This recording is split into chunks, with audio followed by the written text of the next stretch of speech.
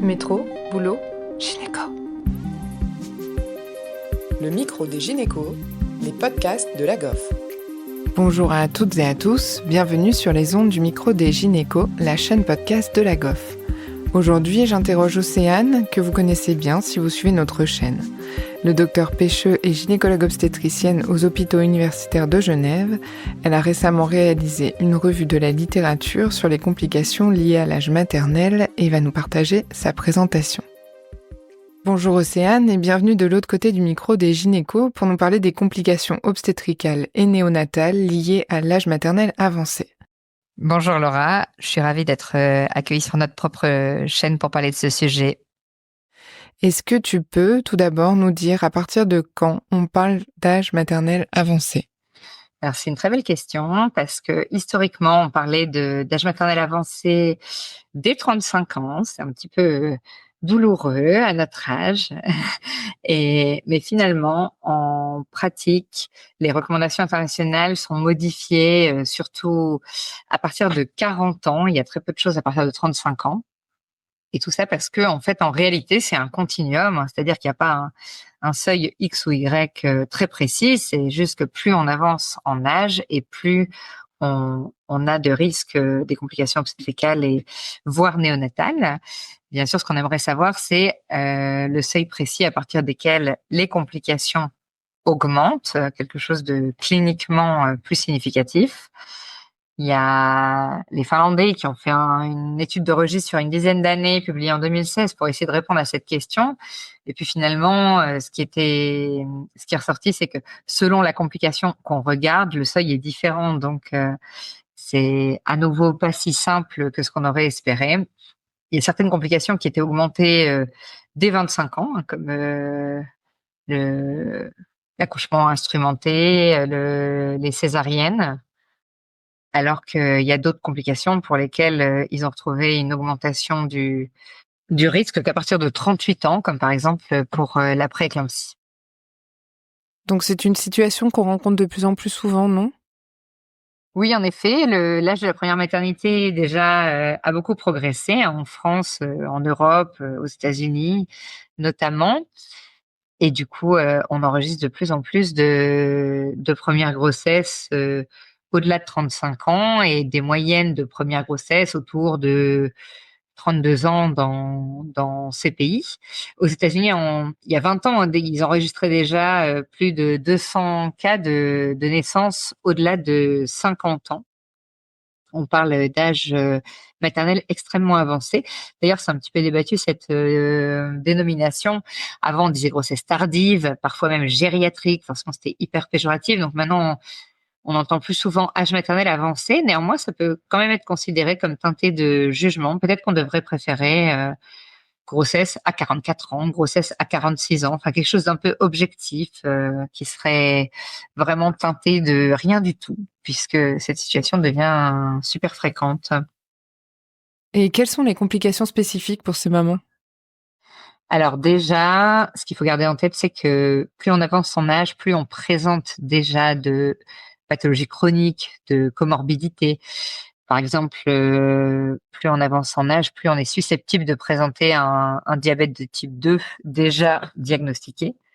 On sait que l'âge moyen au diagnostic, il est autour de 45 ans. Donc, mais avant cet âge-là, il y a déjà des diagnostics et plus on s'en approche, plus il y en a.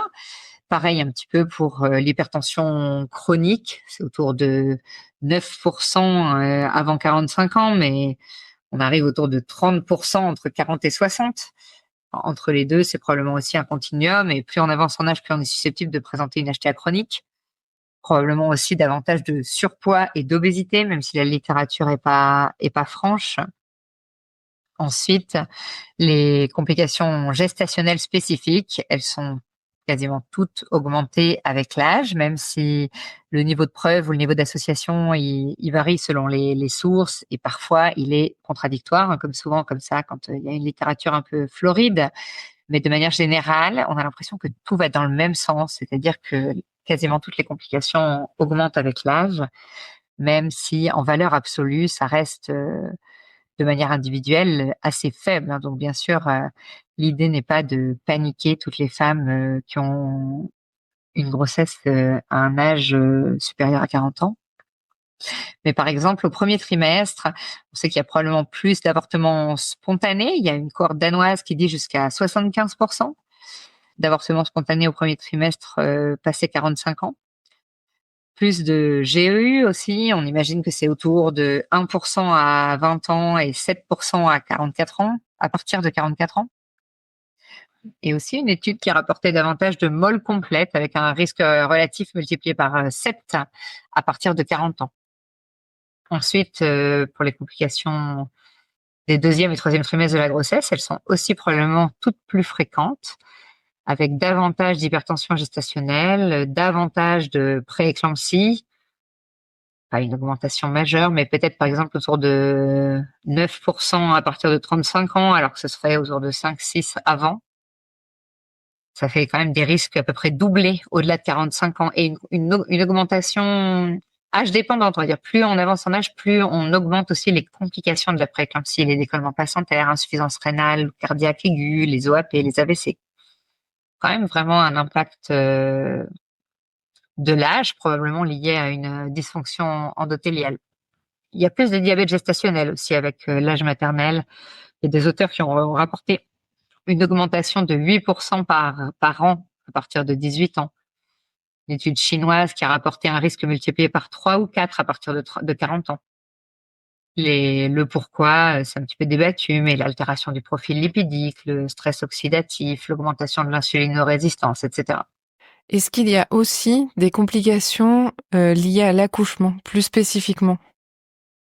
Eh ben oui, en effet, pareil, pas des grands niveaux de preuve encore sur chaque élément, mais de manière générale, probablement plus de césariennes pendant le travail, avec un odds ratio quand même à 4 ou 5 à partir de 35 ans chez les primis, peut-être même jusqu'à 7 c'est chez les utérus cicatriciels qui sont déclenchés pour terme dépassé.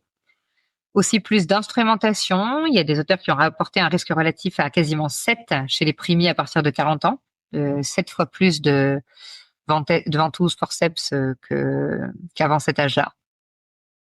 Et les déchirures périnéales, finalement, c'est ce qu'on se serait attendu à trouver le plus associé en se disant que les tissus vieillissent, se déchirent plus, etc. Pour les lésions sphinctériennes, les déchirures stade 3-4, les LOSA, finalement, il n'y a pas grand-chose dans la littérature, même si l'âge est souvent regardé, mais quand même des auteurs qui rapportent des odds ratios supérieurs à 2 pour les stades 2. C'est pas négligeable non plus. Après, les placentas préviens, ils sont triplés à partir de 35-40 ans et on retrouve aussi un peu plus de décollement placentaire, mais là, c'est des odds ratios à 1,4, 1,7. Concernant le placenta prévia, le risque est même triplé en prenant en compte la parité, bien sûr. D'ailleurs, je l'ai pas dit à chaque fois, mais dans la plupart des résultats, les facteurs confondants principaux sont pris en compte et on parle aujourd'hui surtout vraiment de l'effet de l'âge maternel, entre guillemets, seul. Un petit peu plus d'hémorragie du postpartum, mais c'est pareil, au-delà de 35 ans versus en dessous, ça fait une différence de moyenne autour de 1,15. Enfin, c'est quand même des différences qui sont pas majeures, mais qui sont retrouvées par plusieurs auteurs et dans plusieurs études. Surtout, quelque chose qui est intéressant, c'est que la mortalité maternelle, elle a été augmentée par une étude japonaise en 2023, avec pour 100 000 naissances, autour de 1 décès avant 20 ans et 11 décès à partir de 40 ans. Et puis, c'est un continuum, à nouveau, c'est-à-dire que sur la tranche 30-34 et puis 35-39, ça augmente au fur et à mesure. Donc, c'est des arguments en faveur de la causalité. Et du côté du fœtus, ça donne quoi? Alors, du côté du fœtus, un petit peu la même problématique, c'est-à-dire plusieurs données qui vont toutes dans le même sens d'une augmentation des complications, pas forcément majeure et éventuellement inconstante selon les études. Il y a certains auteurs qui ont rapporté davantage de prématurité, d'accouchement avant 37 semaines, mais un odds ratio peut-être autour de 1,7, pas majeur. L'état néonatal, il y a il y a quelques études qui ont suggéré qu'il y avait plus de de transfert d'hospitalisation en soins intensifs néonatal chez les bébés des mamans avec un âge qui avançait. Et puis parfois même un petit peu plus d'asphyxie perpartum ou de paralysie cérébrale, mais c'est pas des données très franches. Il y a aussi certains auteurs, mais c'est encore plus difficile à interpréter, qui ont regardé un peu tout ce qui est troubles neurocognitifs, autisme, psychotisme chez les enfants. Et voilà, il y a quelques données d'augmentation avec l'âge là-dessus aussi. D'ailleurs, c'est intéressant, mais on se pose la question de la programmation fétale aussi. Est-ce que l'âge de la maman pourra avoir un impact sur sa descendance? Et du coup, on a surtout des données, par exemple, des modèles animaux. On a retrouvé des augmentations de la pression artérielle, des altérations de la tolérance au glucose, mais aussi une durée de vie diminuée, une fertilité diminuée chez les embryons des souris plus âgées. Bon, mais voilà, c'est des modèles animaux et c'est des données à explorer pour plus tard. Ok, intéressant. Et est-ce qu'il y a des recommandations pour savoir comment prendre en charge les patientes à partir de 35-40 ans? Alors oui, il y a plusieurs guidelines internationales qui se sont positionnées sur le sujet, notamment les États-Unis, la COG en 2022 a recommandé, donc c'est eux les seuls à avoir mis une petite précision dès 35 ans. Ils ont dit qu'à partir de 35 ans, s'il y avait au moins un autre facteur de risque modéré parmi la nulliparité, l'obésité, l'antécédent familial de prééclampsie, le fait d'être noir ou à faible niveau socio-économique, ou d'avoir un antécédent personnel de complications gestationnelles comme le retard de croissance. Dans ce cas-là, on pouvait préconiser de l'aspirine dès le début de la grossesse. Donc au moins à partir de 35 ans et un facteur de risque. Ça veut dire quand même 35 ans et toutes les primies. Dans ses recommandations, la COG suggère de commencer à augmenter une surveillance de fin de grossesse à partir de 32-36 semaines, où il se laisse un peu de marge, avec des échographies, mais pas trop de précision. Et ça, c'est à partir de 40 ans. Par contre, la surveillance de fin de grossesse, elle est adaptée aussi dans les recommandations du Canada, formulées en 2017. Eux, ils se positionnent seulement à partir de 40 ans pour une surveillance augmentée à partir de 38 semaines, avec écho, mais aussi fonction rénale hépatique et une mammographie. Et à partir de 45 ans, même une consultation en diabéto en plus. Après, pour le déclenchement du travail, le terme cible, il y a 3 recos qui sont positionnés, donc toujours la COG en 2022, le Canada en 2017 et le Royal College en 2013. Toutes les recos vont dans le même sens, de dire de déclencher le travail vers 39-40 semaines à partir de 40 ans. Et les Français, est-ce que nous, on a établi des recommandations pour la pratique clinique? Alors, rien depuis l'extrait des mises à jour en gynéco-obstétrique de 2005 qui s'appelait « Les grossesses après 40 ans ». Et dans ce document, en gros, la conclusion, c'était les grandes séries publiées montrent que la plupart des femmes âgées de 40 à 45 ans peuvent espérer une grossesse normale et une issue favorable. L'optimisme reste la règle, sans beaucoup plus de précision. Ok, merci Océane pour ces données. Est-ce que tu as des conseils sur comment informer les patientes de plus de 35 ans sur leurs risques et comment tu les formulerais? Alors ça, c'est une très bonne question parce que on se demande souvent justement où est le juste milieu entre informer complètement nos patientes, bien sûr, c'est ce qu'on souhaite maintenant, l'âge de la médecine paternaliste où on décide à leur place ce qu'elles veulent savoir, ce qu'on doit leur dire, ça paraît dépassé. Néanmoins, on veut pas non plus entrer dans une psychose, enfin créer une anxiété démesurée sur des risques qui sont modérés, détaillés. Par exemple, là, on a parlé quand même de beaucoup de choses. Donc, est-ce qu'il faudrait, à la première consultation d'une patiente de 35 ans en bonne santé, lui dérouler toute cette liste? Ça paraît, enfin, c'est discutable. C'est vraiment discutable.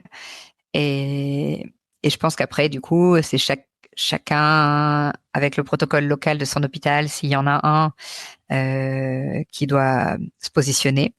Pour ma part, du coup, pour avoir pas mal réfléchi à ce sujet récemment. J'ai l'impression qu'un compromis, ça pourrait être de rédiger un document d'information assez complet et puis en début de grossesse, de s'adapter au niveau d'information que souhaite la patiente. Par exemple, demander clairement aux dames si elles souhaitent beaucoup de détails ou pas, leur proposer de leur remettre le document écrit et en tout cas, bien sûr, prendre toujours beaucoup de précautions sur des augmentations de risques qui existent, qui sont significatives en termes de statistiques, de mathématiques, qui restent quand même très faibles en valeur absolue pour la plupart. Je parle sur le cas un petit peu général. Parce que si finalement on fait rien d'autre que de surveiller en fin de grossesse, voilà, je pense qu'il faut essayer d'éviter l'anxiété, surtout que c'est des patientes du coup qui peuvent être fragiles psychologiquement. En tout cas, on a l'impression que c'est un facteur de risque aussi de complications là-dessus. Voilà. J'ai l'impression d'essayer d'expliquer plus ou moins bien sûr, il faut informer les patientes, leur dire pourquoi on leur propose une surveillance augmentée si on le fait, répondre à toutes les questions et quand même leur présenter à un moment ou à un autre le fait qu'il y a des complications qui sont augmentées, mais leur demander à quel point elles veulent des informations là-dessus, parce que en disant ça, il faut réussir d'une manière habile à rester rassurant, c'est-à-dire par exemple en disant valeur absolue faible ou aussi que la majorité des grossesses à cet âge-là se passent très bien. Tout ça, bien sûr, en prenant en compte le contexte de chaque patiente, surtout chez les patientes qui n'ont pas d'antécédents. C'est pas du tout pareil que la patiente qui a 45 ans, qui a obtenu son bébé par FIV, avec un diabète complètement déséquilibré, une obésité, etc. Là, bien sûr, on aura du mal à être rassurant. Mais voilà, prendre en compte le contexte de chaque patiente et s'adapter à ce qu'elle souhaite en termes d'information, c'est ce que moi j'ai retenu, mais c'est pas du tout... C'est ce que moi j'ai retenu pour ma pratique à moi, mais c'est pas du tout quelque chose qui est consensuel. Super, merci.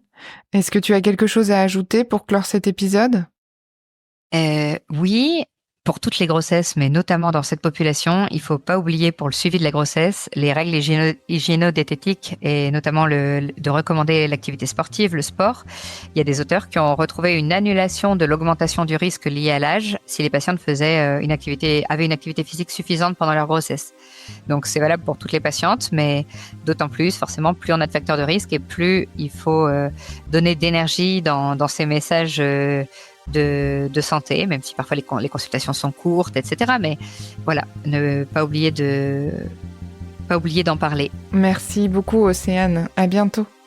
À bientôt. Merci à tous de nous avoir écoutés aujourd'hui. Rendez-vous la semaine prochaine pour un nouvel épisode.